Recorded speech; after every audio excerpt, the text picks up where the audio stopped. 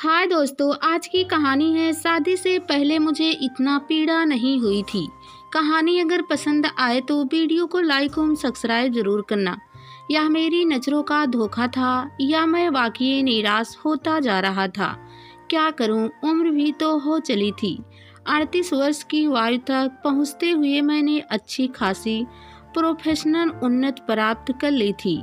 कई प्रतियोगिता परीक्षाओं में भाग लेते हुए मैंने बैंक में प्रमोशनरी ऑफिस का पद प्राप्त कर लिया। अब एक प्रतिष्ठित सरकारी बैंक में ब्रांच प्रबंधक के तौर पर पदासीन था। अपना घर भी बना लिया और बड़ी गाड़ी भी ले ली थी। अच्छी खासी शकल सूरत भी थी, घर परिवार भी संपन्न था, पर शादी नहीं हुई।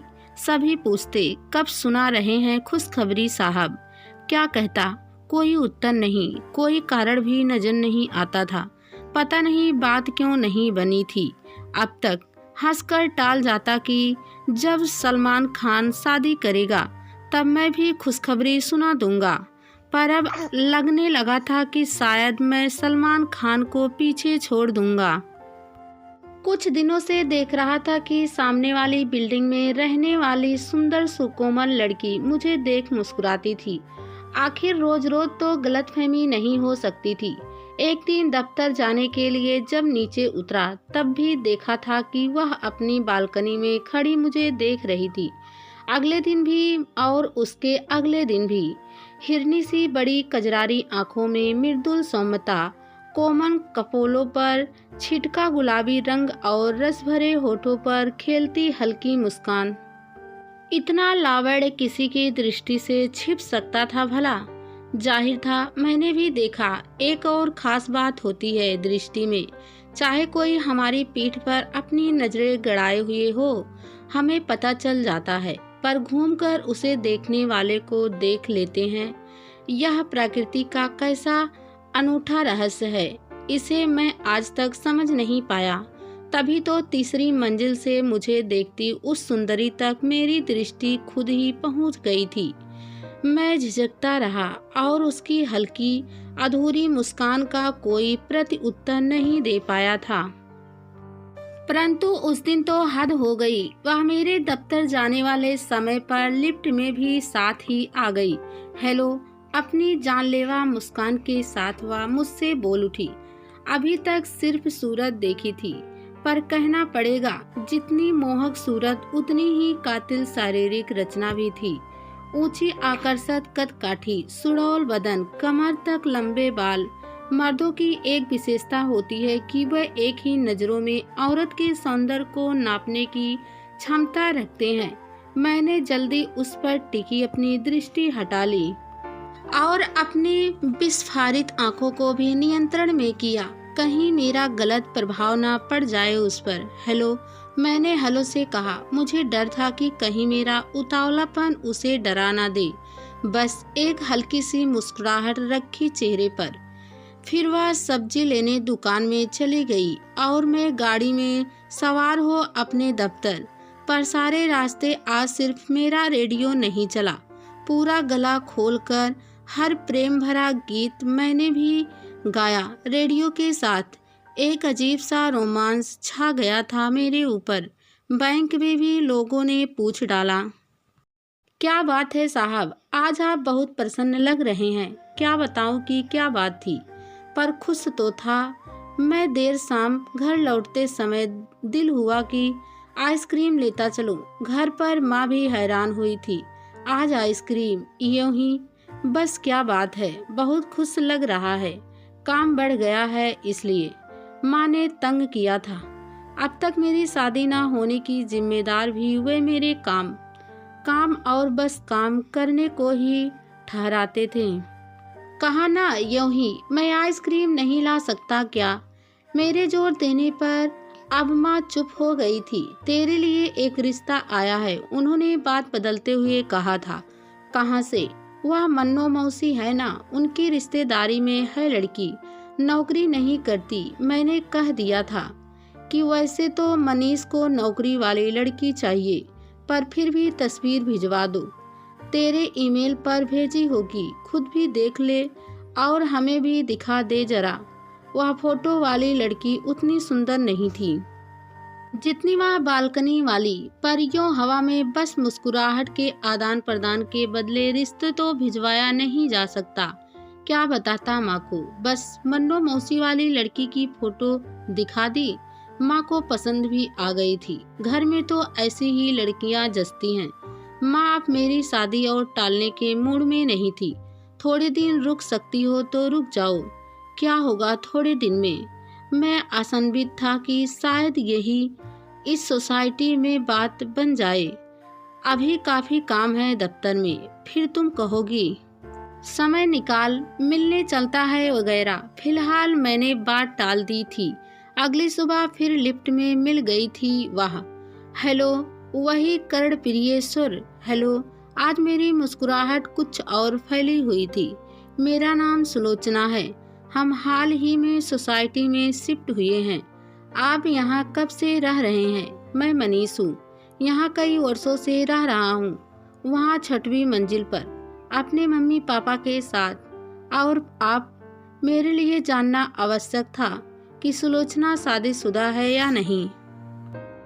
नए जमाने की लड़कियां कोई भी शादी का चिन्ह नहीं धारण करती हैं। फिर गलत फहमी हो जाए तो किसकी गलती। मैं भी अपने मम्मी पापा के साथ रहती हूँ। कभी घर पर चाय पीने आइए ना। बाय। सुलोचना हाथ हिलाती हुई वह सब्जी लेने दुकान में चली गई थी और मैं गाड़ी में सवार हो अपने दफ्तर की ओर चल दिया था। सारे रास्ते मेरे कानों में उसी के सुर गूंजते रहे। कभी घर पर चाय पीने आइए ना। मेरे मुंह से खुद ही गीत निकल पड़ा। शायद मेरी शादी का ख्याल दिल में आया है, इसलिए मम्मी ने मुझे चाय पे बुलाया है। क्या सचमुच चला जाऊं उसके घर चाय के बहाने? सोचता रहा, पर निष्कर्ष पर नहीं पहुंच पाया था।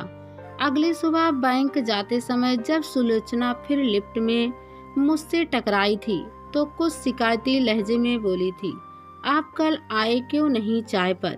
कितना इंतजार किया मैंने। मुझे कानों पर विश्वास नहीं हो रहा था। अब तक मैं शादी के लिए तरसता रहा था और अब यूं अचानक एक सुंदरी मुझे चाय पे बुला रही थी। मेरे ना आने पर मुझसे रूठ रही थी। उफ, मैं गदगद हो उठा था। आज शाम मैं पक्का आऊँगा, यह वादा रहा। कहते हुए मुझे लगा जरा ज़्यादा फिल्मी हो गया है, पर अब तो तीर कमान से निकल चुका था। अपनी बात पर हंसकर मैं आगे बढ़ गया। शाम को बैंक से जल्दी निकलकर घर जाकर फ्रेश होकर मैं सुलोचना के घर पहुंच गया। अच्छे भले लोग लगे। बातचीत में सब चाय के साथ जिद करके पकौड़े भी परोसे सुलोचना ने बनाए हैं। उसकी मम्मी का कहना मुझे बहुत अच्छा लगा था। मम्मी और सुलोचना तो काफी हंस बोल रहे थे, बस उसके पापा जरा गंभीर थे, मानो मेरे पूछने को प्रतीक्षारत थे। फौरन बिफर पड़े थे। अरे जनाब, यह मोदी सरकार के फैसले ने जो डिमोनेटाइजेशन किया है उसने जीना हराम कर दिया है। अब बताइए, पैसा होते हुए भी हम पैसे को मोहताज हो गए हैं। क्या फायदा नौकरी कर सारी उम्र बचत करने का। आज जब जरूरत है तो हम अपना ही पैसा नहीं इस्तेमाल कर सकते। बैंकों की लंबी लंबी कतारों में खड़े होने की हिम्मत सब में तो है नहीं, और फिर इन कतारों में खड़े होकर भी कितना पैसा निकाल पाएंगे। जरूरत ज़्यादा की हो तो कोई क्या करे। आप चिंता ना करें, मुझे बताएं, मैं जो भी मदद कर सकता हूँ करूँगा। मैं बैंक से आपके लिए पैसे निकलवा दूँगा। हाँ, एक भारतीय नागरिक होने के नाते नियम कानून मेरे ऊपर भी वही लागू है जो आपके ऊपर, इसलिए निर्धारित सीमा से अधिक रुपए नहीं निकाल पाऊंगा। पर आपको कतार में खड़े होने की आवश्यकता नहीं, और हाँ, यदि अत्यधिक आवश्यकता हो तो मैं अपने पास से भी कुछ राशि आपको दे सकता हूँ। मेरी बात से वे पूरी तरह आश्वस्त हो गए थे।